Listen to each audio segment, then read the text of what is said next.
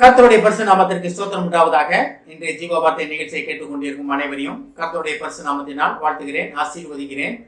இன்றைய தின தியானத்திற்கு தேவன் கொடுத்த வேத பகுதி அது சங்கீத புஸ்தகம், அது 25ஆம் சங்கீதம் 12ஆம் வசனம். சங்கீதம் 25:12. கர்த்தருக்கு பயப்படுகிற மனுஷன் எவனோ அவனுக்கு தாம் தெரிந்து கொள்ளும் வழியை போதிப்பார். இதுல பாருங்க, தேவன் தன்னுடைய வழிகளை மனுஷனுக்கு போதிக்க வல்லவராக இருக்கிறார், சித்தமாக இருக்கிறார். இதுல பாருங்க, அவனுக்கு தாம் தெரிந்து கொள்ளும் வழியை போதிப்பார். அப்ப தேவ வழியிலே நடப்பதற்காக தேவன் தம்முடைய வழிகளை நமக்கு சொல்லிக் கொடுக்க சித்தமாக இருக்கிறார். இதுல முன்னால ஒரு காரியம் சொல்லப்பட்டு இருக்கிறது, கர்த்தருக்கு பயப்படுகிற மனுஷன் எவனோ. அப்ப தேவனுக்கு பயப்படும் பயம் நம்மகிட்ட இருக்கிறதா? தேவனுக்கு பயப்படுதல் அப்படின்னா, நான் அதை ஏற்கனவே இதை பத்தி சொல்லியிருக்கேன், உங்கள்கிட்ட நிறைய பேசியிருக்கேன். தேவனுக்கு பயப்படுவதுன்னா, தேவன் என்னை தண்டித்து விடுவார், இன்னைக்கு நான் ஜெபம் பண்ணல, இன்னைக்கு நான் பைபிள் வாசிக்கல, நான் இன்னைக்கு ஆலயத்துக்கு போல, அதனால் தேவன் என்னை தண்டிப்பார் அப்படின்னு கிடையாது. ஆனா இதே பின்தொடர்ந்துட்டே இருந்துச்சுன்னு வச்சுக்கீங்களேன், வருடக்கணக்காக நான் பைபிள் படிக்கல, வருடக்கணக்காக ஆலயத்துக்கு போல, ஜெபம் பண்ணலன்னா அப்ப தண்டனையில நம்ம தப்பிக்க முடியாது. கையோட கை கோர்த்தாலும் தண்டனையில் தப்ப மாட்டான்னா, நீதிமனோட கையோட கை கோர்த்து தெரிஞ்சாலும் நம்மளுக்கான தண்டனை நம்ம அனுபவிச்சு ஆக வேண்டும். ஒரு நாள் 2 நாள் பலவீனத்துல படுத்துறீங்க, காய்ச்சல்ல படுத்துறீங்க, உடம்பு சரியில்லை, ஒரு டிராவல்ல இருக்கீங்க, பைபிள் படிக்க முடியல, எல்லாத்துக்கும் நாள் ஜோம் முடியல, அது தேவனுக்கு தெரியும். சிச்சுவேஷன் சூழ்நிலையிலே அறிந்த தேவன் நல்லாவே தெரியும் அவருக்கு. என் மகன் மனசுல ஜோம் பண்ணிட்டு இருக்கான், வாய் திறந்து சொல்லாட்டினாலும் அப்படியே தெரியும். அதனால தான் அதுல இருக்கு. ரொம்ப அழகா சொல்றாரு, கர்த்தருக்கு பயப்படுகிற மனுஷன் எவனோ. அப்ப கர்த்தருக்கு பயப்படுதல்னா என்ன? தேவ வழியை விட்டு நான் விலகி போயிருவனும்.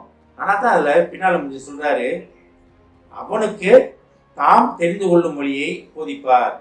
அப்ப தேவ வழியை போதிப்பார். எப்படி, யாருக்கு போதிப்பாரு? கர்த்தருக்கு பயப்படுகிற பயம் இருக்கிறவர்களுக்கு. கர்த்தருக்கு பயப்படுகிற பயம்னா என்னன்னு நான் அடிக்கடி பேசுவோம். தேவ வழியை விட்டு நான் விலகி போயிருவேணும், தேவன் என்ன அழைத்த அழைப்பை விட்டு விலகி போயிருவேணும், அந்த அழைப்பை தெரிந்து கொள்ளாம என் சுயத்தின்படி நான் நடப்பேனோ, இதுதான் கர்த்தருக்கு பயப்படுகிற பயம். கர்த்தர் எனக்கு எதற்காக அழைத்திருக்கிறார்? பேர் சொல்லி அழைத்திருக்கிறார், அழைத்து எனக்கு கையில ஒரு ஊழியத்தை கொடுத்திருக்கிறார். ஊழியம்னா எல்லாருமே அப்படின்னு கிடையாது, நம்ம இருக்கிற இடத்துல சாட்சியாக வாழ்வதுதான் மிகப்பெரிய ஊழியம். அப்ப தேவன் என்னை பேர் சொல்லி அழைத்து என்ன ஒரு காரியங்களுக்காக தேவன் என்னை மகிமைப்படுத்தியிருக்கிறார், எக்யூப் பண்ணியிருக்கிறார், தகுதிப்படுத்தி இருக்கிறார். அப்ப அதை தெரிஞ்சு கொள்ளாம நான் இஷ்டப்படி என்னுடைய சுயத்தின்படி நான் ஓடிக்கொண்டிருக்கிறேனா, என்னுடைய காரியத்துல நான் இருக்கேனா, நான் தேவன்கிட்ட ஆண்டவரை எனக்கு இது வேணும் அது வேணும்னு தேவன்கிட்ட கேட்டுக்கொண்டு இருக்கிறோமா, இல்ல தேவனுடைய வழிகளை தெரிந்து கொள்வதற்காக தேவனே உம்முடைய வழிகளை எனக்கு போதியும் ஆண்டவரே அப்படின்னு கேட்கிறோமா? இதை நம்ம ஆராய்ந்து பார்ப்பதற்காக தேவன் இன்றைய தினம் நம்மளை அழைக்கிறார்.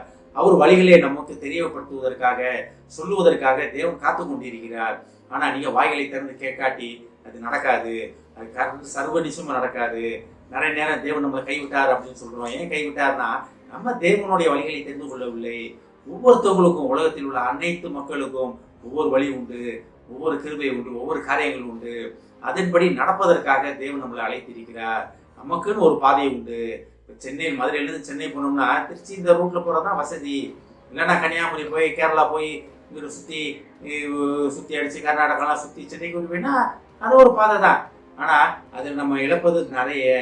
ஈஸியான பாதை தேவன் வைத்திருக்கிறார். ஆனா தான் தேவன் சொல்றாரு, கர்த்தருக்கு பயப்படுகிற மனுஷன் எவனோ அவனுக்கு தாம் தெரிந்து கொள்ளும் வழியை போதிப்பார்.